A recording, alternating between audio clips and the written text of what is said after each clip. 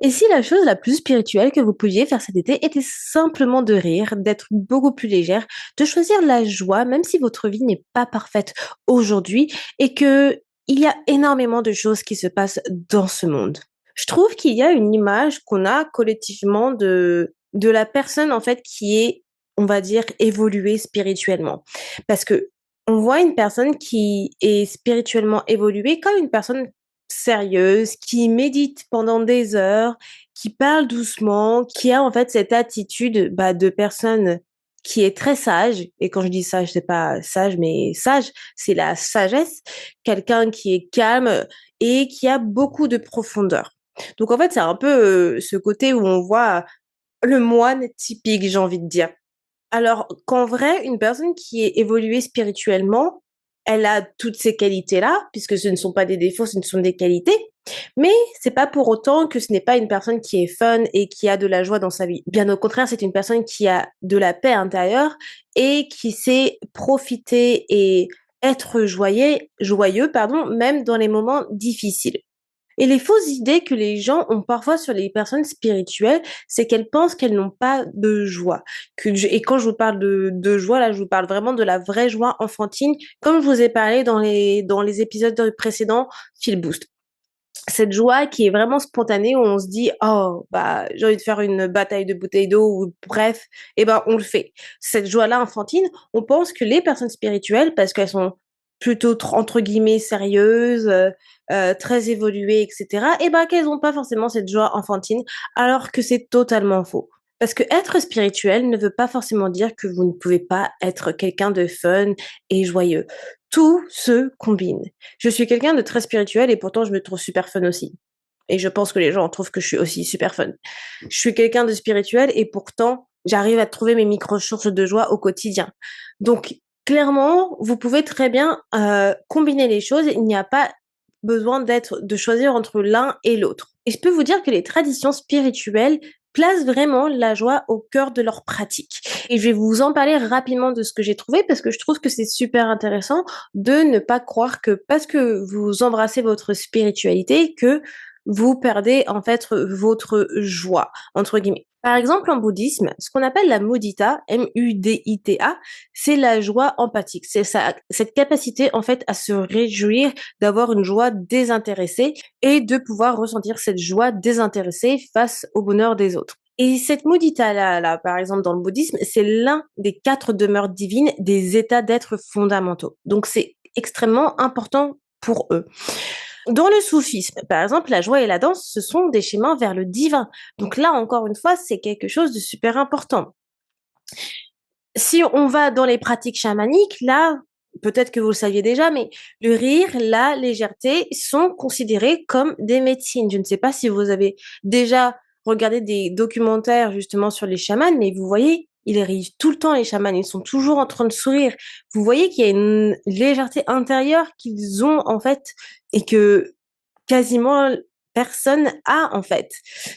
Et pour terminer, dans la loi de l'attraction, que du coup beaucoup d'entre vous connaissent, la joie, on sait très bien que c'est l'une des vibrations la plus haute avec la gratitude qui attire ce qui nous correspond vraiment.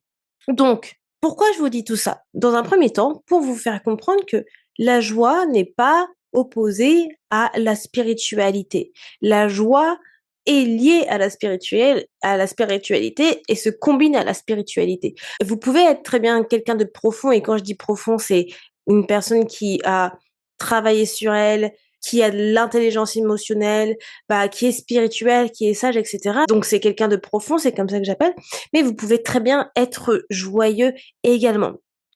Et quand je parle de joyeux, je parle vraiment de cette joie enfantine également que on n'a plus réellement.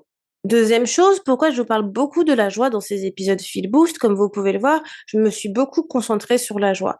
Pourquoi? Parce que en fait, avec ce qui se passe dans le monde, depuis le début de l'année, 2026, euh, en parlant avec beaucoup de gens, que ce soit ma famille, mes amis, collègues, etc., j'ai pu voir et identifier que, eh bien, les personnes se concentrent beaucoup sur ce qui se passe au lieu de se concentrer sur leur propre vie et sur, bah, leur micro source de joie, ce qui leur fait du bien et se retrouver, en fait.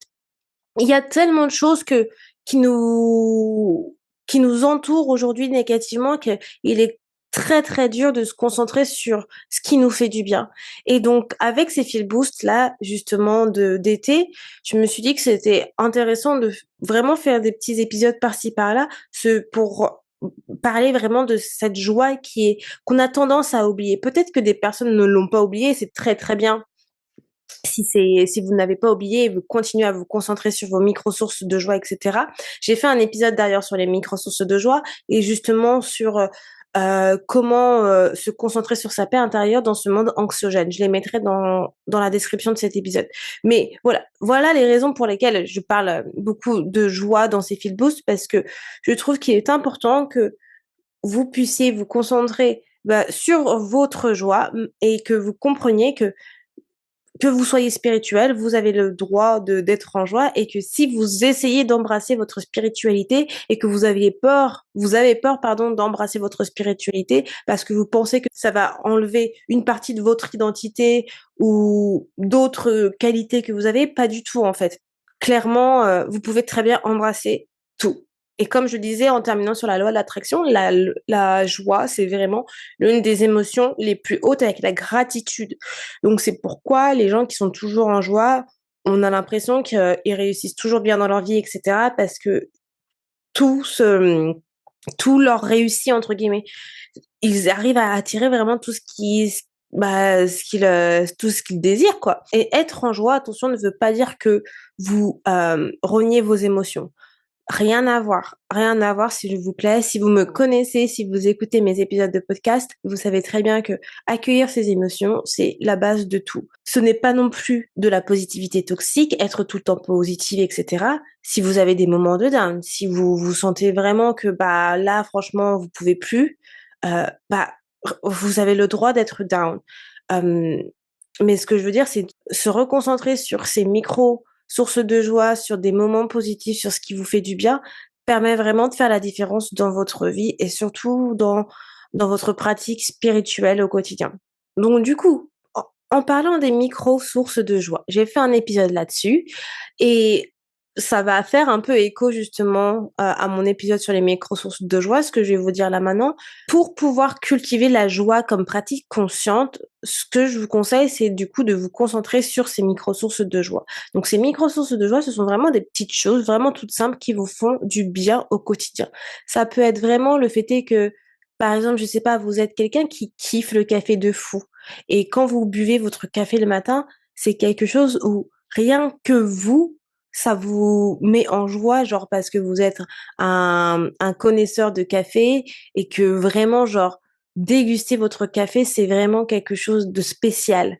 Rien que ça, c'est une micro source de joie parce que justement, ça éveille des émotions en vous que, bah, par exemple, que seul vous, vous puissiez connaître parce que c'est quelque chose qui vous met réellement en joie. Alors que peut-être que quelqu'un comme moi, je ne suis pas du tout fan de café. Je ne bois pas de café à part le mushroom coffee.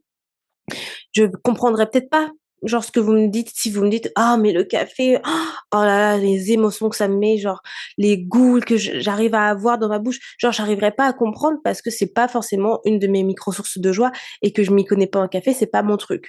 Mais par contre, à contrario, une micro source de joie, si vous me parlez ou vous me mettez des écureuils en face de moi, je peux vous dire que là, ma joie, elle est 100 000 et c'est fou, c'est vraiment des petites choses super simples. Mais par exemple, les écureuils, j'adore les regarder.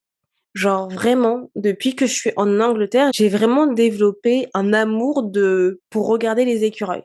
Genre, c'est tellement mignon, c'est tout petit, quand ils mangent, ils sont là avec leurs petites noix. Enfin, franchement, il y en a partout en Angleterre, hein, si vous êtes déjà allé en Angleterre et à côté de chez moi, je les regarde tout le temps. J'ai comment on dit en français, mes, binoculars. Oh! Les trucs comme ça, si vous me voyez sur YouTube, je sais plus c'est comment ça s'appelle en français. Mais du coup, j'adore les regarder et je trouve ça tellement mignon. Mais ça, c'est une source de joie que par exemple, mon chéri va pas comprendre. Il sait que j'adore ça, il sait que je peux regarder pendant des heures, je vais être comme ça sur la tête, il ne va pas comprendre. Mais c'est des choses qui me mettent en joie et c'est ça, quand je vous parle de micro-sources de joie. Ça peut être la chaleur du soleil, tout simplement sur votre peau. Ça peut être le fait est que vous adorez faire une marche, quotidienne, peu importe. Trouvez votre micro-source de joie.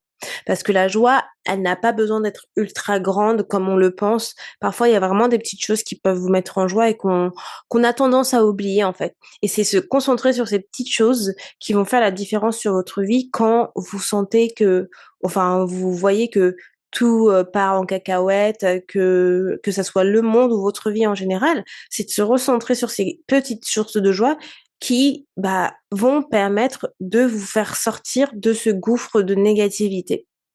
Donc, il faut apprendre à pratiquer au fur et à mesure ces micro-sources de joie. C'est du coup remarquer quand elles sont là, se poser pour pouvoir vraiment être en conscience et au fur et à mesure, c'est des choses que vous verrez, la négativité part. Pourquoi les gens, tout le temps, ils me disent: «Mais Andy, tu es toujours positive, pourquoi les gens, ils pensent que dans ma vie, tout est OK, qu'il y a rien de négatif ou quoi que ce soit?» Mais c'est parce que j'ai cette capacité à pouvoir me reconcentrer sur mes micro-sources de joie. Je ne laisse pas, en fait, les choses extérieures m'impacter et c'est comme ça que vous retrouvez aussi la paix intérieure. Donc, choisissez des activités qui vous mettent dans un état vraiment d'ouverture, de légèreté, un état de joie et surtout, quand vous les avez trouvées, protégez-les. Faites en sorte de les nourrir, faites en sorte de les faire quotidiennement ou bien de façon hebdomadaire, peu importe, mais nourrissez-les, c'est ça qui est le plus important parce que c'est des choses qui vous mettent en joie. Donc, ne les oubliez pas, c'est pour une raison que vous les aimez. Et pour terminer, juste autorisez-vous à être heureux ou heureuse. Je sais que c'est difficile dans ce monde en ce moment et c'est vrai que j'ai entendu beaucoup cette phrase: «Comment veux-tu que j'arrive à être heureuse avec tout ce qui se passe?»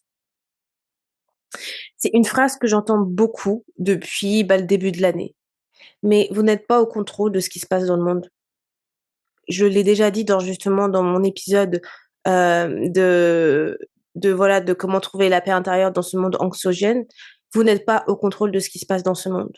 Vous ne pouvez pas mettre votre bonheur de côté, votre joie de côté, parce qu'il se passe tout plein de choses dans le monde. Votre vie, elle continue quand même, donc il est important de la continuer votre vie. Parce que imaginez si demain votre vie s'arrête, vous aurez regretté de ne pas avoir continué votre vie parce que avec tout ce qui se passe dans ce monde. Donc continuez à vivre, vous n'avez pas à vous justifier par quelque chose pour être heureuse. Donc concentrez-vous sur votre vie, concentrez-vous sur la création de votre vie. Et cet été, si vous vous donnez cette permission-là vraiment de pouvoir être en joie et être heureux, je peux vous assurer que ça va être une des plus belles pratiques spirituelles ou même une plus belle pratique tout court de votre vie. Voilà les amours, on se retrouve demain pour un nouvel épisode. Bye tout le monde.